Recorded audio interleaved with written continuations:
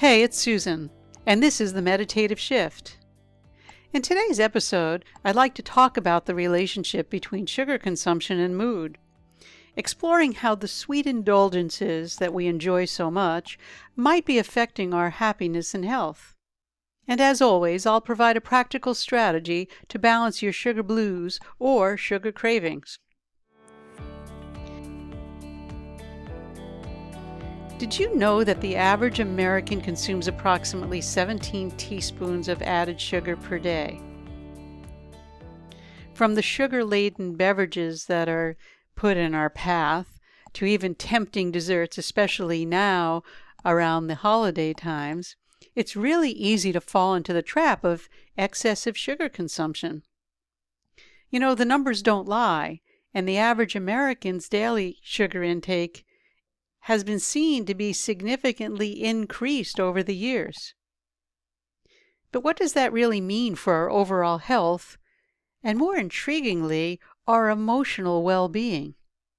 Science does tell us that it does have an effect. You know, while we indulge in a sweet treat, which brings us joy in the moment many times, research suggests that the aftermath might not be as sweet as we think it is. You know, our relationship with sugar goes beyond the taste buds. When we indulge in sugary desserts, or treats, whatever you want to call them, our brain releases neurotransmitters such as dopamine and serotonin, often associated with pleasure and mood elevation. We feel great. And the immediate surge is those feel-good chemicals, and that creates a temporary sense of joy and happiness. I don't think there's anybody out there listening that won't agree with that. However, we know that the highs are often followed by lows as the body adjusts, leaving us craving more to maintain that emotional state. Picture this.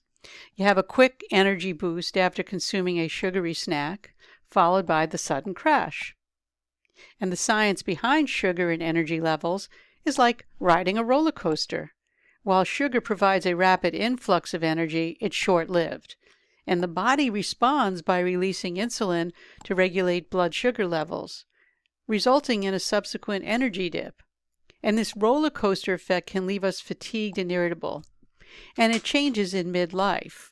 And then you have the insulin resistance, so you want more and more sugar, but it just doesn't happen, and you create all sorts of problems, from weight gain to even diabetes. But we also have to look at sugar's impact on sleep in a subtle yet significant, melody, so to speak. Because excessive sugar consumption, especially close to bedtime, can disrupt the delicate balance of hormones that regulate our sleep. High sugar intake can lead to spikes and crashes in blood sugar levels, as we know, causing restlessness and disturbances in the sleep cycle. And we know quality sleep is crucial for overall well-being. So when we understand the role of sugar in its disruption to our well-being and our rest, we might want to reconsider an alternative. But most interesting to me, because lots of people, or many people, really don't eat sugary, at least my clients don't. In the community, we don't really eat a lot of sugar before we go to bed. But anxiety and depression, that's always been an interest for my research.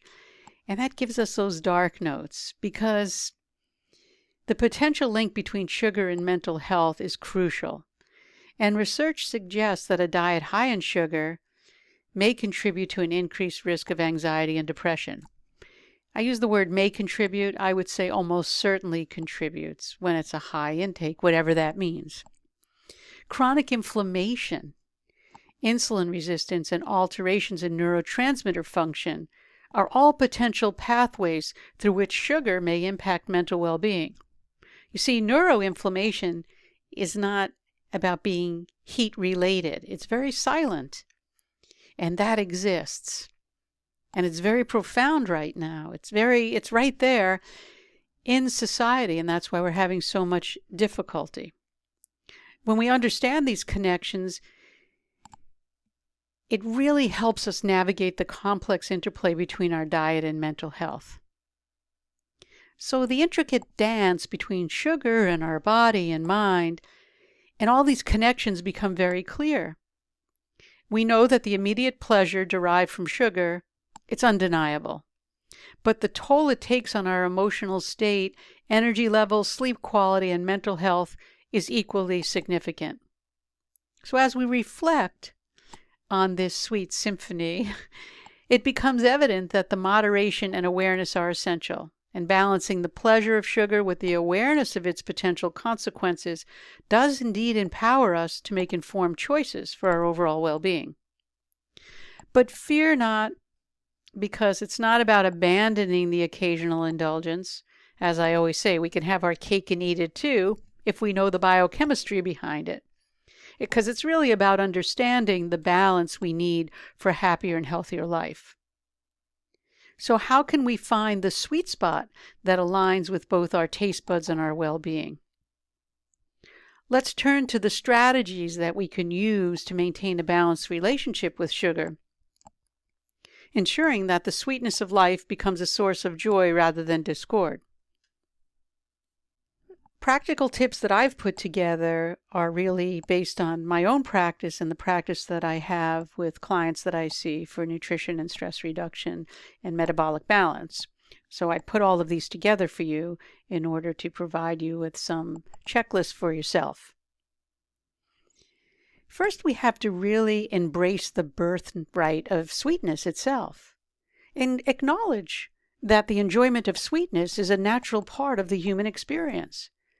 Pure, unprocessed forms of sugar, like those found in fruits and honey, can be a delightful addition to your diet. It's the excessive intake of refined sugars that often leads to health concerns. Another tip, which again extends from what I just said, seek pure forms of sweetness, opting for the natural and less processed sources. We also have whole fruits, raw honey, maple syrup, instead of highly processed sugars and sweeteners. These pure forms not only satisfy our sweet tooth, but they also provide additional nutrients and antioxidants. I enjoy dates.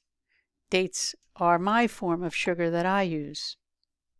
Be aware of portion sizes to avoid overconsumption. Enjoy the flavors and take time to appreciate the sweetness rather than really mindlessly consuming large quantities. And I could say this can be the most difficult. And I know it is for me, because studies do show that some people have more sensitive taste buds than others. And those of us who don't have sensitive taste buds tend to overindulge with these kinds of sweets.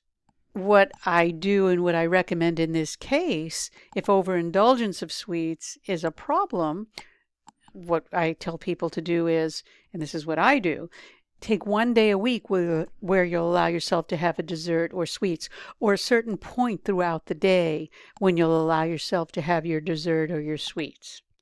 Another tip is to understand the roots of your cravings.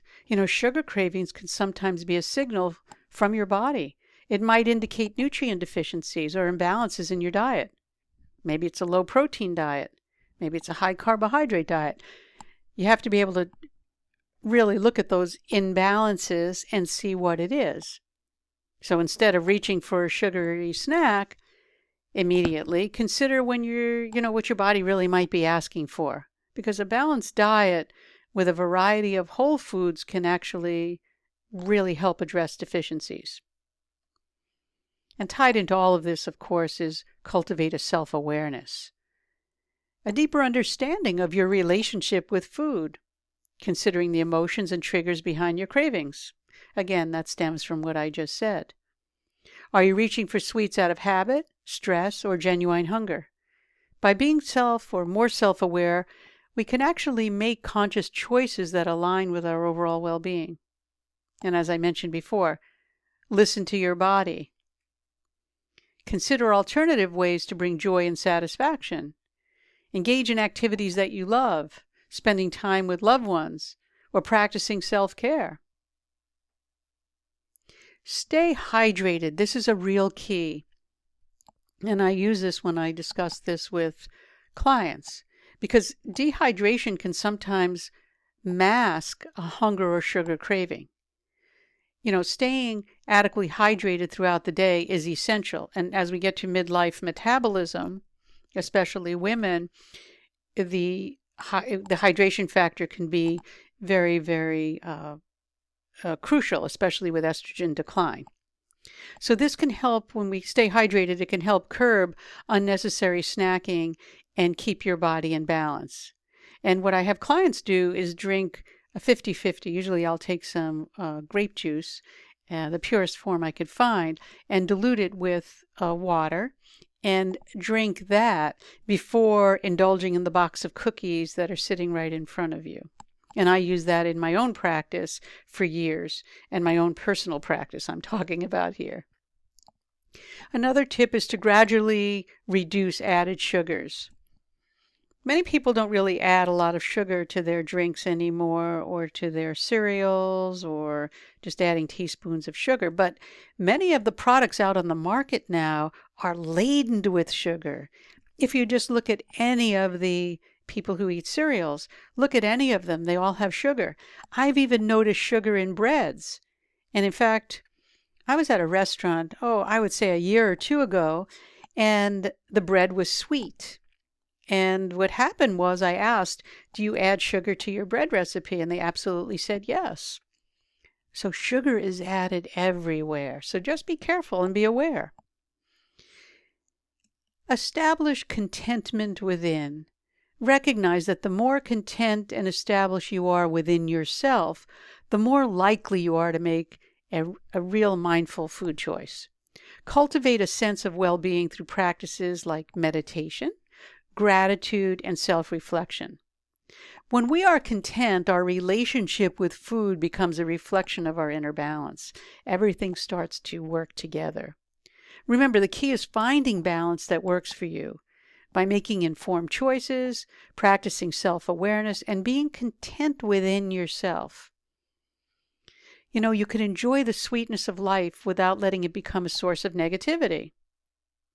So as we wrap up this episode, let's reflect on the impact of our daily sugar choices, bringing sweetness into our life, as well as our overall happiness. And by understanding the delicate balance between indulgence and moderation, we can savor the sweetness of life without letting sugar get us down. And that brings us to the end of this episode. And thanks for tuning in to the Meditative Shift podcast, now available on the YouTube podcast station. So subscribe, like, and comment on YouTube. That helps support the whole channel. And visit susantaylor.org to connect there for additional resources and information. And again, thanks for listening. We'll catch you on the next episode. And until then, stay sweet, stay informed, and take care of yourself.